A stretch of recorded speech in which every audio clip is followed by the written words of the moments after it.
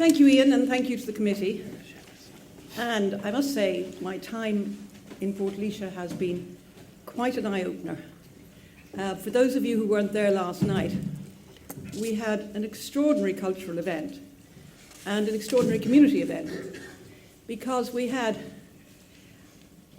Portlaoise seizing on to an idea, which was to celebrate a local dignitary who'd been more or less ignored for a very long time, like 160 years or whatever it was, and actually have a political conversation around him. And we had this extraordinary dramatic thing produced by, where's Miles Dungan? There, yeah, Miles and his colleagues. We had James Fintan Lalor coming to life in a series which I hope is going to be with us forever. Miles has started interviewing the dead. He had interviewed Oliver Cromwell, but it had been a bit stormy.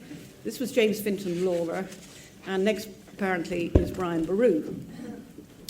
And he interviewed him, and a very interesting interview it was. I thought he gave him a slightly soft time, but I'll get back to that in a minute. But what was more impressive for me, in a way, was the children. That the primary school, Raheen Primary School, they'd thrown themselves into the whole thing of getting to know James Fintan Lalor, getting the children involved, getting them to see the house he grew up in, getting them to write pretend letters from him, from school, from jail, from all sorts of places. They were really, it was remarkable, and I give full marks first to the teachers who bothered to do that, and of course to the children. I live in England, and I have to say there's very little sense of history there. In a way, it's somehow terribly yesterday. They don't trouble themselves. They read a lot of books about it, but the schools don't interest themselves, and I was thrilled to see this happen here. But the most interesting thing for me last night, although the dramatic performance was marvellous, was that among the speeches was the president of the GAA, Liam O'Neill. And Liam O'Neill said this was all tremendous and all jolly good, but we must remember the other points of view. And he suggested that in future we shouldn't just be representing the anti-landlord position, we should be thinking about actually considering the point of view of the other side. Now, oddly enough, so I was trying to think of letters that children might think of writing for next year, because I hope that this summer school is going to last, and I think it will, judging by the enthusiasm of locals. I think next year you should set the children the job of writing a letter from Queen Victoria, who is very hurt that everybody says she gave £5 to famine relief, when in fact she gave £2,000 out of her own money, which in today's terms is £60,000. And she was also patron of a charity, and she was very exercised about it. And somehow, with all our historians and all our educational establishments, we don't know that. So we're not asking the right questions. We're actually still peddling myths. So my suggestion is that real adulthood on all this is when we ask our heroes more hard questions. So next year, I think Miles should say, for instance, was the bottom of your antipathy to Daniel O'Connell to do with your Oedipus complex? Was that also why you fell out with absolutely everyone? What about the good landlords? You never mentioned them. What about the good landlords who ended up... Oh, sorry, he's making faces in the front row, so he's suggesting you did. Yes, okay. What about the good landlords? You never talked about them, right? What about the fact that subdividing Irish land was a looming catastrophe anyway, and you couldn't just blame the landlords? What about your lack of interest in landless labourers and the urban poor? Weren't you really, for all that you were falling out with your father constantly, really fixated on his class? I just mentioned those as suggestions that you might ask James Fintan Lalor next year. Then I would have said, not the question actually, come to think of it now, I might ask him myself if I'm ever asked to do so. How did you feel about being brought back to life, to public life, because you were used by people with an agenda? Because Patrick Pearse had just discovered the notion of social justice, and he was looking around for somebody to underpin nationalism and social justice, and he lit on you. at the same time when James Connolly had decided you were some kind of mini Marx, which is actually what Thomas P. O'Neill says in his biography of Fintan Lalor, that Connolly was trying to turn him into a mini Marx. Were you happy about this? The land question, you said, was the thing that mattered above everything.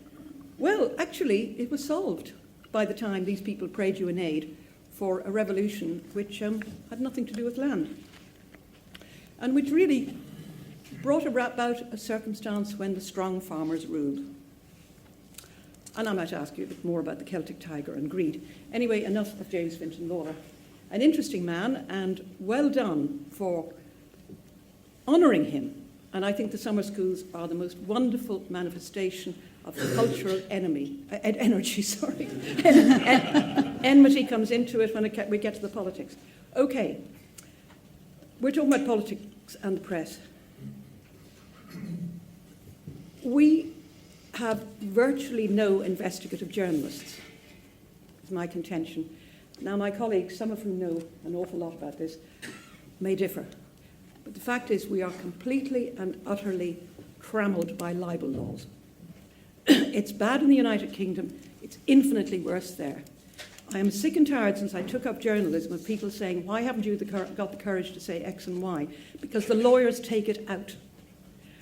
I have had several libel actions taken against my newspapers about things I said that I would say were true.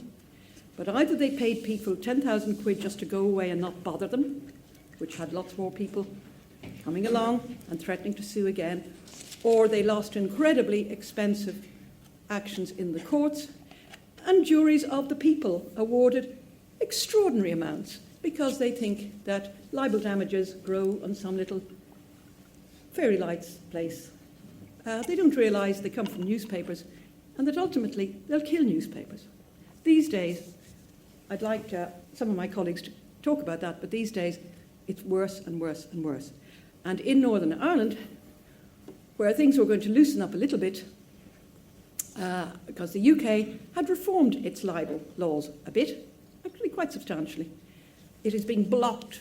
The reforms are being blocked from coming to Northern Ireland by, I hesitate to say conspiracy, or I'll get a libel writ on my desk tomorrow, but I would say a bit of a conspiracy between the DUP and a libel lawyer who has the ambition of making Belfast the libel capital of the world, which London used to be, but Belfast now wants to be. Can I just say one thing about the UK and libel law? With all the failings of the UK, so far the press there, and the press have done lots of things that are wrong, but the press have had about 8 MPs locked up, MPs and peers, locked up for corruption, for fiddling their expenses, for all of that. They do have an investigative press. Without the investigative press in the UK, we wouldn't know about the grooming gangs in various towns and cities. I don't know if you've read about that here. The grooming gangs in which vulnerable teenagers have been groomed by mostly Pakistani grooming gangs. That was not being covered. It was not being taken up by the police. It was not being taken up by politicians. In the end, the journalists do it. We need an investigative press, however vulgar and intrusive it is. Otherwise, the politicians rule okay. Now, politicians hate the press. That's the thing we have to remember. Not everybody here may agree with me, but I'm going to ask Senator John Whelan to take up first the proposition that politicians hate the press. Thank you.